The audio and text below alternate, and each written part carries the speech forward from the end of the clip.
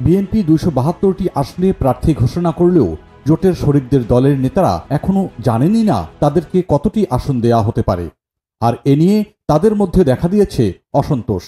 অথচ শরিকদের সঙ্গে বিএনপি এখনও আসন ভাগাভাগি নিয়ে আনুষ্ঠানিকভাবে কোনো আলোচনাই করেনি। এদিকে নির্বাচনের তফসিল ঘোষণার আর মাত্র কয়েকদিন বাকি।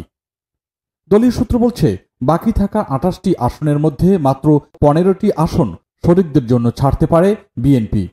এই সংখ্যা শরিকদের প্রত্যাশার চেয়ে অনেক কম। অন্য ১৩টি আসন নিয়ে এখনও সিদ্ধান্তই হয়নি। এর মধ্যে অভ্যন্তরীণ দ্বন্দ্বের আশঙ্কায় ৬টি আসনে প্রার্থী ঘোষণা করা হয়নি। ৩টি আসন এখনও ফাঁকা রাখা হয়েছে, কারণ বিএনপি নির্ভরযোগ্য ও শক্তিশালী প্রার্থী পায়নি। আর ৪টি আসনে সীমানা সংক্রান্ত জটিলতার কারণে প্রার্থী ঘোষণাই করেনি দলটি। বিএনপির সিনিয়র নেতারা বলছেন, ১৯৭২ সালের গণপ্রতিনিধিত্ব আদেশ আরপিও সংশোধনের কারণে দলটি ঝুঁকি নিতে চাইছে না। এই সংশোধন অনুযায়ী জোটের প্রার্থী হলেও সবাইকে নিজ দলের প্রতীকে নির্বাচন করতে হবে, জোটের বড় দলের প্রতীকে নয়। এতে শরিকদের প্রার্থী দিলে আসন হারানোর আশঙ্কা রয়েছে বলে মনে করছেন তারা। ডেইলি স্টারের খবরে বলা হয়েছে, বিএনপির সঙ্গে একযোগে আন্দোলনে থাকা প্রায় ২৪টি সমমনা রাজনৈতিক দলের নেতারা প্রকাশ্যে ক্ষোভ প্রকাশ করেছেন। তাদের অভিযোগ, বিএনপি তাদের দেওয়া প্রতিশ্রুতি রাখছে না এবং তারা একতরফাভাবে সিদ্ধান্ত নিচ্ছে। ১২ দলীয় জোটের সমন্বয়ক সৈয়দ এহসানুল হুদা এক সংবাদ বিজ্ঞপ্তিতে জানিয়েছেন, জোটের নেতারা বিস্মিত ও মর্মাহত। জানা গেছে, কিশোরগঞ্জ ৫ আসনে নির্বাচনী প্রচারণা চালিয়ে আসছিলেন সৈয়দ এহসানুল হুদা, কিন্তু বিএনপি সেখানে নিজ দলের প্রার্থী মনোনয়ন দিয়েছে। বিপ্লবী ওয়ার্কার্স পার্টির সাধারণ সম্পাদক ও গণতন্ত্র মঞ্চের সমন্বয়ক সাইফুল হক বলেন, আওয়ামী লীগ কিছু আসন ফাঁকা রাখত এবং শরিকদের কিছুই দিত না। বিএনপিও এখন সেদিকেই হাঁটছে।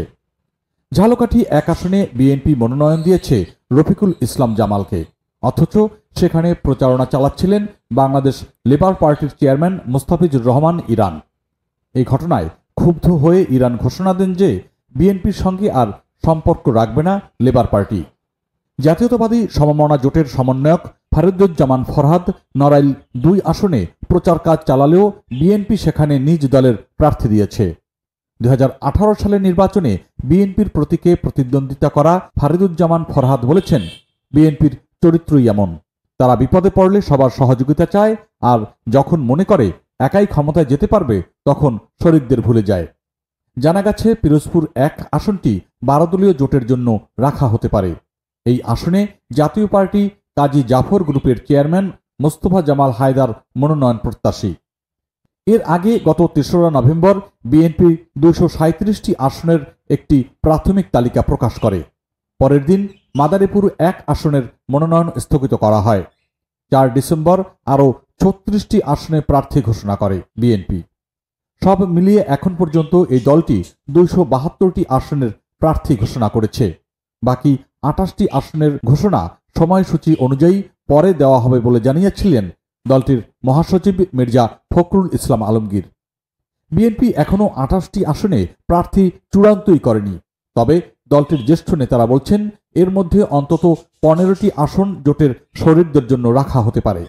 শূন্য থাকা আসনগুলোর মধ্যে নীলফামারী ১ উল্লেখযোগ্য, যেখানে বিএনপি চেয়ারপারসন খালেদা জিয়ার ভাগ্নে শাহরিন ইসলাম তুহিন এবং জমিয়তে উলামায়ে ইসলামের মহাসচিব মঞ্জুরুল ইসলাম আফেন্দি মনোনয়ন প্রত্যাশী।